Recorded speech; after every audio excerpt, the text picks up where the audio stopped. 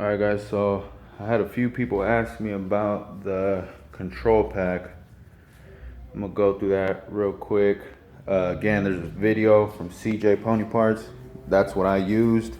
And also the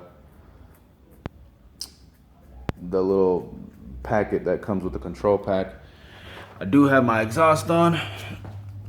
I got the high flow cats because I wanted to keep the smell down and the noise down. I want it to be as quiet as possible.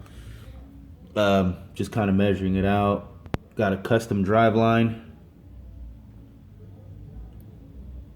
I'll give you guys some tips on the T56 slip yoke because it's nearly impossible to find one. Ask me how I know. Look on the forums. People don't know where to get them. I was able to find them, and yeah, so need to go to the exhaust shop and have the exhaust welded on and all that, and then it should be ready to go, or at least drivable. Again, 4-banger rear end. So let me show you guys the control pack real quick.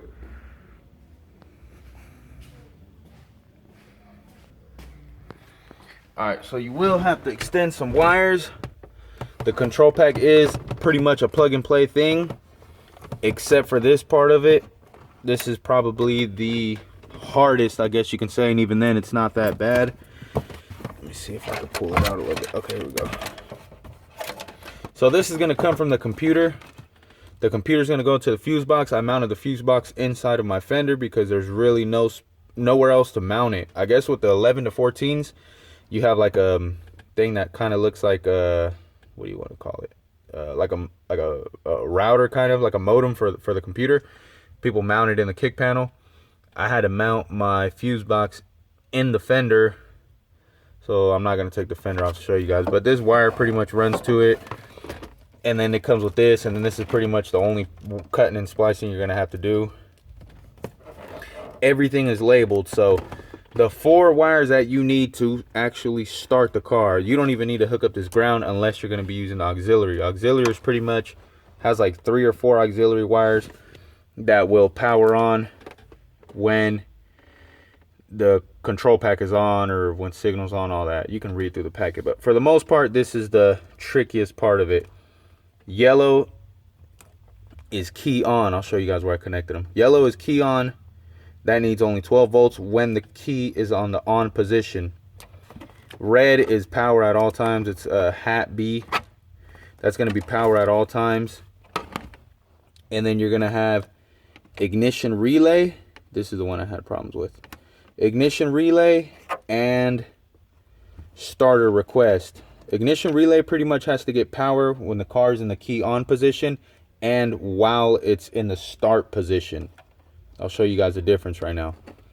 Starter request only gets 12 volts when the car is in the start position. So I'm gonna show you guys real quick what I mean by that. This is an 89, so I gotta turn it back. That's locked. That's locked right there. That's just like key on. Actually, no, that's key on. That's on position. This would be the start position. Like that, when you're starting it, boom, it starts up, and then you let it go. And that is run position. So that's run position. The car's on, radio's on, AC, whatever. This would be the start position as soon as you let it go. So starter request, you only want to get 12 volts when you're in this position. You let it go, and the car's on, it's idling. So I'll show you what I did. So I bought these T-tap connectors, like these little things. You buy these right here. This is pretty much the female connector. You wrap it around the wire, you crimp it down. They're yellow. I had a really hard time finding these. I ended up finding them at Napa Auto Parts. The yellow one is like the largest gauge they make. But so your red wire from the control pack that's going to say hat B is going to go here. Yellow wire on your steering column. This first yellow wire, that's going to have 12 volts at all times. Again, this is how I ran mine. This isn't how you're supposed to do it. This is just how I did mine. Red wire, yellow wire on your ignition column right here. Yellow wire from the control pack is going to say key on. That one you're going to run to the black and green wire on your ignition column. This one right here, black and green wire. Yellow wire from the control pack. Again, I extended these because it's pretty much impossible to tuck it, but I extended them. I know what colors they are. Yes, the 2 power ones are red. The other starter ones are green. So red wire to the yellow wire on your steering column. Yellow wire from the control pack to the black with the green stripe wire on your steering column. Starter request is going to be the blue one. That's only going to get 12 volts when the car is starting. Bam, you're cranking it over, you let it go. It only gets 12 volts when it's starting. It's going to be the white with the pink line. White with pink line coming from your ignition column. That's going to be the blue wire from the control pack. Blue wire from the control pack, white to pink on your ignition. Last one is going to be red with the green stripe, and that is going to be ignition relay on the control pack. This is the one I had problems with.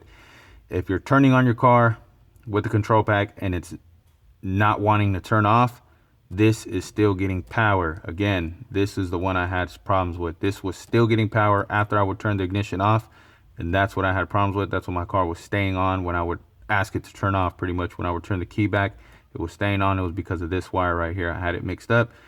This has to get 12 volts while you are cranking it and in the run position. So this right here, red with the green wire coming from your steering column. Again, this is a 87 through 93. Should be the same on the majority of the Foxbodies, but always check. And then the fuel pump one, it'll say fuel pump on the control pack, but I just ran it underneath. And I ran it to my fuel pump relay underneath my seat. Again, this is an 89, might be different on the other years. And it was to the pink wire on the relay. So I just tapped into the pink wire, ran it there.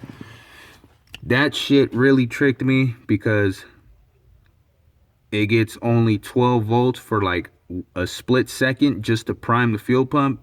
And then it's drop down to 9 volts. So I kept checking it while it was like the key was on. And I was like, what the fuck? It's only getting 9 volts. I thought maybe I had a bad ground or something. Turns out it only gets 12 volts for like a second. So I had to put the voltmeter on there, left it on, turned the key, and I seen it went to 12 volts, shot up to 12 volts for like 2 seconds, and then it drops back down to 9. So that's just that way it primes. The pink wire on your relay. Again, 89. So do your research, figure out what year. I think on a couple years they're in the fender, but I used the pink wire on the fuel pump relay. My next video, I'll show you guys the exhaust and all that, and then I'll kind of go through the OBD link thing. But that's it for now. Should have the exhaust on in a couple days, so be on the lookout for the video.